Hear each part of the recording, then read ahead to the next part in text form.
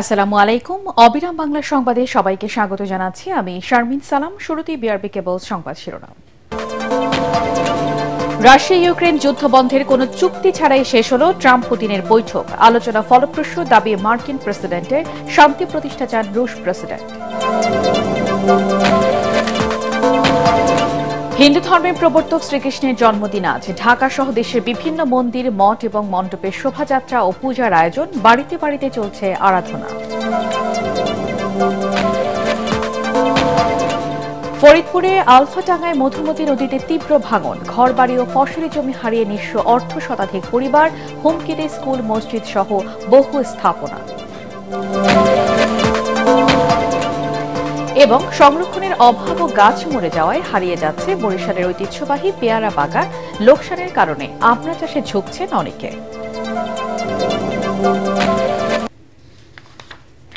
শুনছিলেন বিআরবি কেবল সংবাদ শিরোনাম। এবারে বিস্তারিত। রাশিয়া ইউক্রেন যুদ্ধ বন্ধের কোনো ঘোষণা বা চুক্তি ছাড়াই শেষ হল ট্রাম্প ও পুতিনের বহুল প্রত্যাশিত বৈঠক। বাংলাদেশ সময় রাত 1টায় যুক্তরাষ্ট্রের আলাস্কায় এলমেন্টর্ফ রিচার্ডসন সামরিক ঘাঁটিতে বৈঠক শেষে যৌথ সংবাদ সম্মেলনে রুশ প্রেসিডেন্ট বলেন, যুদ্ধ বন্ধের আগে ইউক্রেনের সাথে সংঘাতের আসল কারণগুলো নিরসন করতে হবে। এ সময় মার্কিন প্রেসিডেন্ট বলেন, আলোচনা ফলপ্রসূ হলেও এখনও কিছু বিষয় অমীমাংসিত রয়েছে। যুদ্ধ বন্ধের চুক্তিতে পৌঁছাতে ইউক্রেনের প্রেসিডেন্ট জেলেনস্কি ও ন্যাটো নেতাদের সঙ্গে আলোচনার কথা জানান ট্রাম্প। বিস্তারিত শরীফুল ইসলামের প্রতিবেদনে। সাবেক মার্কিন প্রেসিডেন্ট বাইডেনের করা যুদ্ধ অপরাধের অভিযোগে গ্রেপ্তারি পরোয়ানা মাথায় নিয়েই শুক্রবার যুক্তরাষ্ট্রে আসেন রুশ প্রেসিডেন্ট ভ্লাদিমির পুতিন। 2015 সালে নিউ ইয়র্কে জাতিসংঘ সাধারণ পরিষদের অধিবেশনে অংশ নেয়ার প্রায় এক দশক পর পুতিনের সংক্ষিপ্ত এই সফরকে ঘিরে সবার নজর ছিল আলাস্কায়। স্থানীয় সময় শুক্রবার সকাল 10টার দিকে আলাস্কার সামরিক ঘাঁটিতে পৌঁছালে বন্ধু পুতিনকে অভ্যর্থনা জানাতে ছুটে আসেন মার্কিন প্রেসিডেন্ট নিজেই।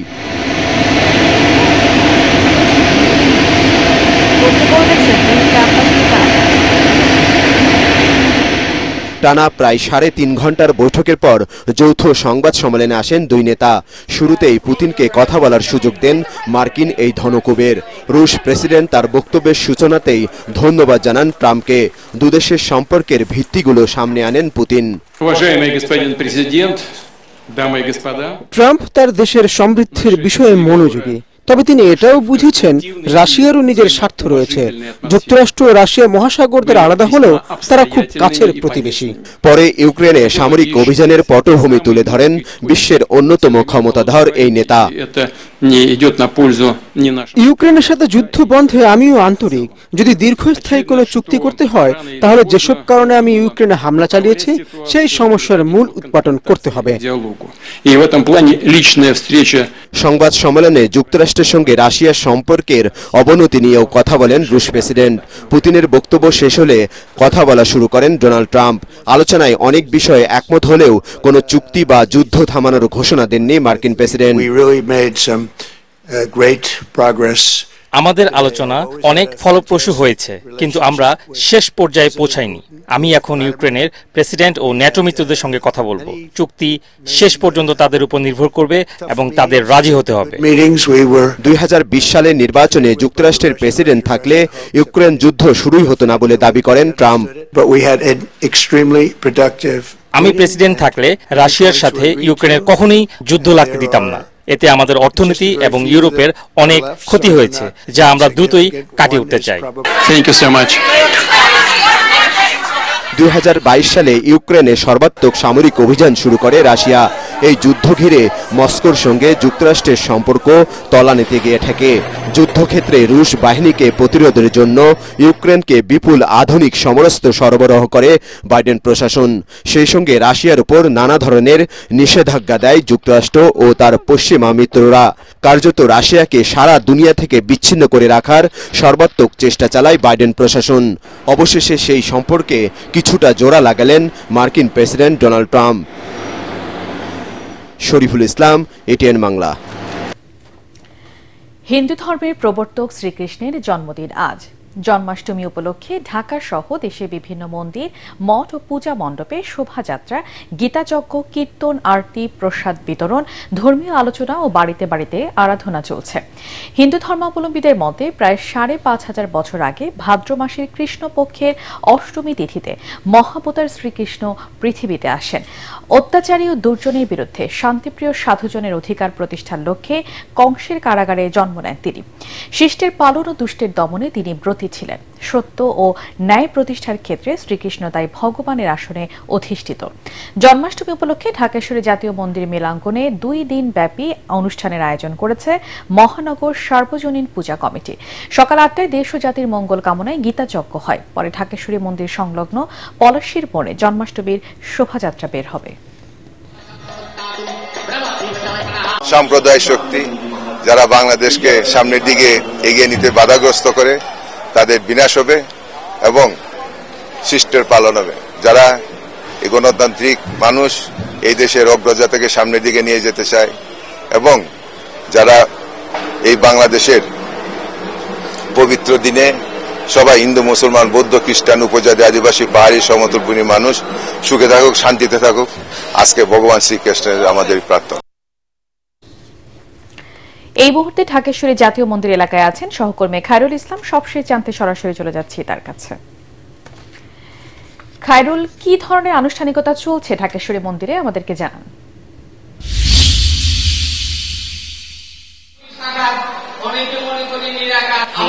জি, আপনাকে জিনিস নিয়ে রাখি যে আজকে কিন্তু সনাতন ধর্মাবলম্বীদের জন্য কিন্তু একটি বিশেষ দিন। কারণ হচ্ছে আজকে তাদের ভগবান শ্রীকৃষ্ণের জন্মদিন। আর এই জন্মাষ্টমী উপলক্ষে কিন্তু সারা দেশের বিভিন্ন জেলায় কিন্তু মন্দিরে, পূজা মণ্ডপে কিন্তু যজ্ঞ, কীর্তন এবং ধর্মীয় আলোচনার কিন্তু আয়োজন করা হয়েছে। এবং সেই ধারাবাহিকে কিন্তু ঢাকেশ্বরী মন্দিরেও কিন্তু একই আয়োজন করা হয়েছে। এখানে কিন্তু সকাল 8টা থেকে গীতা যজ্ঞ চলছে, কীর্তন চলছে, ধর্মীয় আলোচনা চলছে। সনাতন ধর্মাবলম্বীদের মতে কিন্তু প্রায় 5,000 বছর আগে কংসের জেলে শ্রীকৃষ্ণের জন্ম হয়। অত্যাচারী ও দুর্জনের বিরুদ্ধে শান্তিপ্রিয় সাধুদের শান্তি প্রতিষ্ঠায় কিন্তু জন্ম হয়েছিল। এছাড়াও কিন্তু তাদের মতে শিষ্টের পাল, দুশ্মনের দমন এবং সত্য ও ন্যায় প্রতিষ্ঠায় কিন্তু তার জন্ম হয়েছে এবং তিনি এইসব বিষয়ে কিন্তু কাজ করেছে।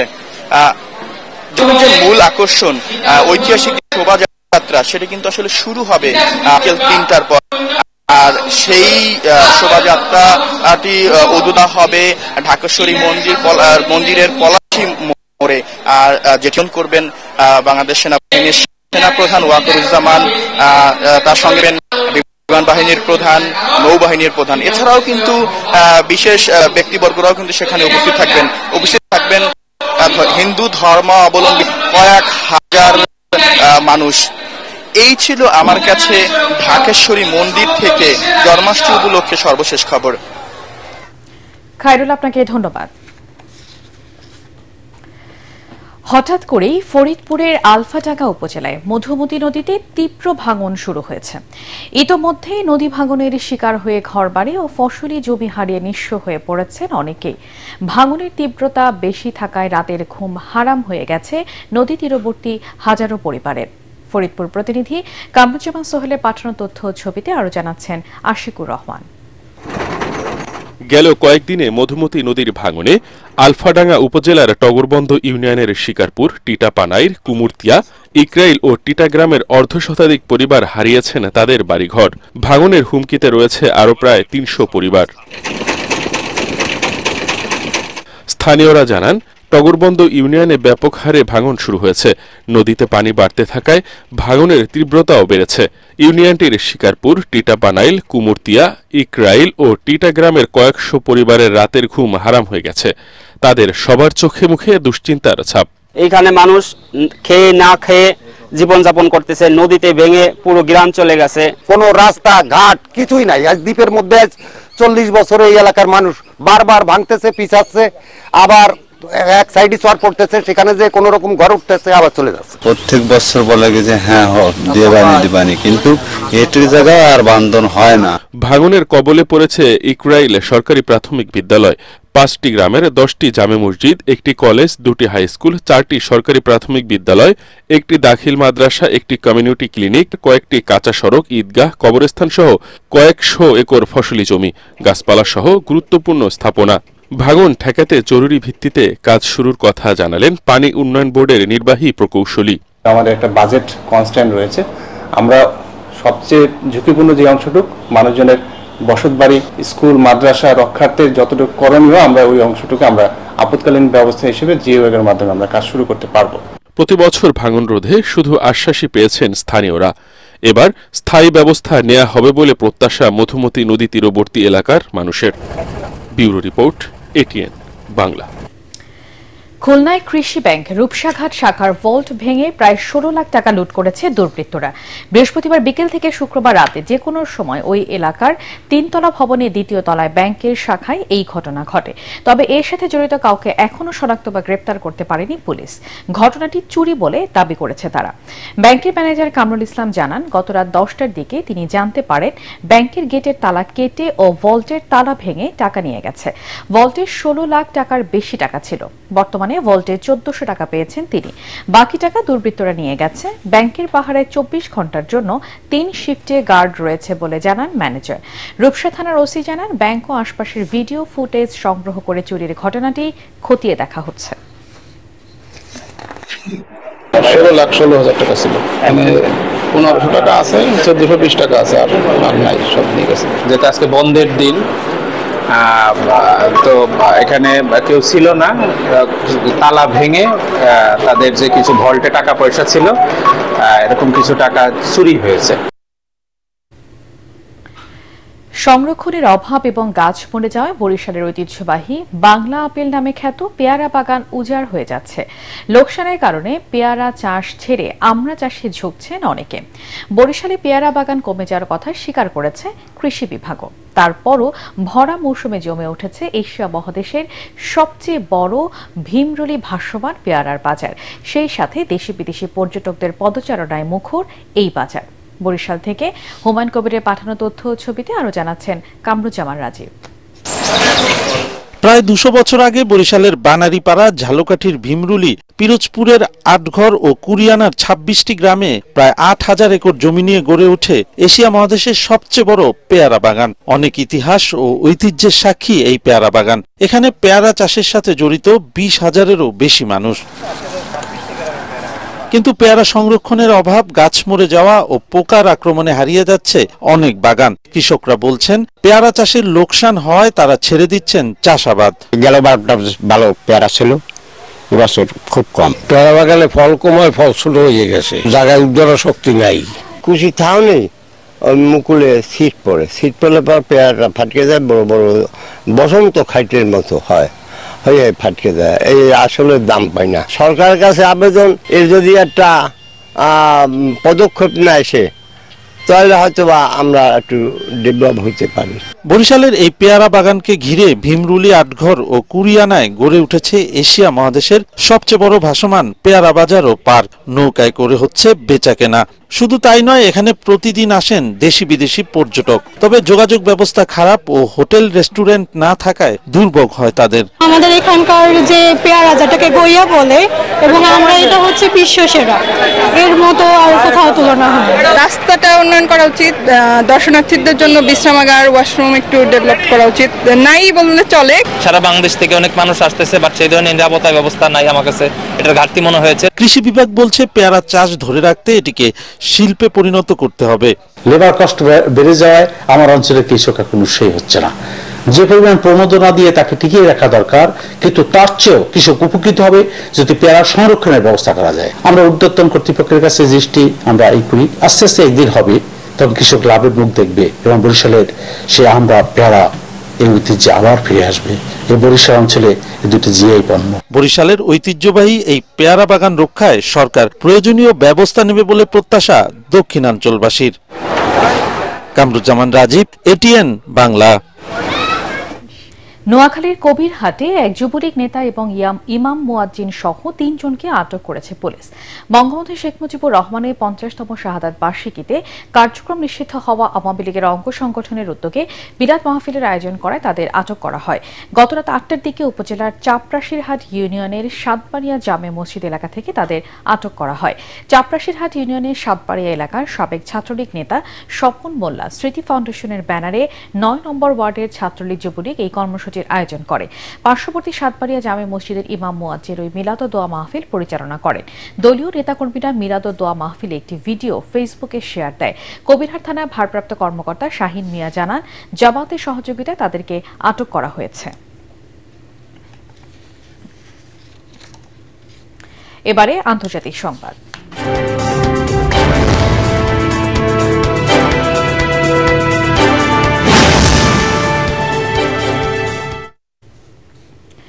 ফিলিস্তিনের সাথে চলা যুদ্ধ বন্ধে 5টি শর্ত দিয়েছেন ইসরায়েলের প্রধানমন্ত্রী বেনিয়ামিন নেতানিয়াহু। গাজা যুদ্ধ শেষের জন্য তার নিরাপত্তা মন্ত্রিসভা বৈঠকের পর তিনি একথা বলেন। নেতানিয়াহু শর্তগুলোর প্রধানটি হল হামাসের অস্ত্র সমর্পণ, সকল বন্দীদের জীবিত বা মৃত ফিরিয়ে আনা তার দ্বিতীয় শর্ত, গাজা সম্পূর্ণভাবে সামরিকহীন করা যাতে অস্ত্র তৈরি বা পাচার না হয়, নিরাপত্তা সীমান্ত সহ গাজায় ইসরায়েলের নিরাপত্তা নিয়ন্ত্রণ বজায় রাখা, এছাড়াও হামাস বা ফিলিস্তিনি কর্তৃপক্ষের বিকল্প বেসামরিক প্রশাসন গঠনের উপর জোর দেন তিনি। 2024 সালের 7 অক্টোবর শুরু হওয়ার পর থেকে অন্তত 61,776 ফিলিস্তিনি নিহত এবং 1,54,906 জন আহত হয়েছে। বিএনপি চেয়ারপারসন বেগম খালেদা জিয়ার 81তম জন্মদিন উপলক্ষে আলোচনা সভা ও দোয়া মাহফিল করেছে সৌদি আরবের মক্কা প্রাদেশিক বিএনপি ও যুবদল। গতরাতে স্থানীয় একটি কমিউনিটি সেন্টারের আঙিনায় এই আয়োজন করা হয়। মক্কা প্রাদেশিক বিএনপির আহ্বায়ক এম জহির আহমেদের সভাপতিত্বে সদস্য সচিব শাহাবুদ্দিন ও হিমু আলমের যৌথ পরিচালনায় অনুষ্ঠানের প্রধান অতিথি ছিলেন সাবেক সংসদ সদস্য বিএনপির মৎস্যজীবী বিষয়ক সম্পাদক লুৎফর রহমান কাজল। পরে বেগম খালেদা জিয়ার আরোগ্য কামনা করে বিশেষ মোনাজাত করা হয়। এবারে খেলার খবর।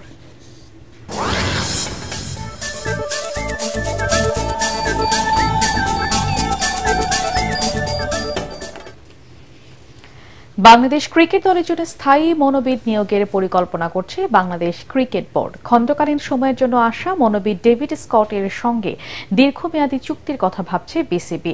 কিছুদিন আগে বাংলাদেশ ইমার্জিং দলের সঙ্গে কাজ করা স্কটের সঙ্গে শুধু এশিয়া কাপ নয়, আগামী 1 বছরের চুক্তি নিয়ে আলোচনাও শুরু হয়েছে। এ ব্যাপারে ক্রিকেট পরিচালনা বিভাগের প্রধান নাজমুল আবেদিন বলেন, মনোবিদ সব ক্রিকেটারের সঙ্গে আলাদাভাবে কাজ করবেন, মাঠে দেখবেন, মাঠের বাইরেও দেখবেন এবং কথা বলবেন। 18 আগস্ট পর্যন্ত ঢাকাতেই হবে ক্রিকেটারদের অনুশীলন। এরপর তারা যাবেন সিলেটে, সেখানে নেদারল্যান্ডসের বিপক্ষে 3 ম্যাচে টি20 সিরিজ খেলার পর বাংলাদেশ দল দুবাইয়ে উড়াল দেবে এশিয়া কাপ খেলতে।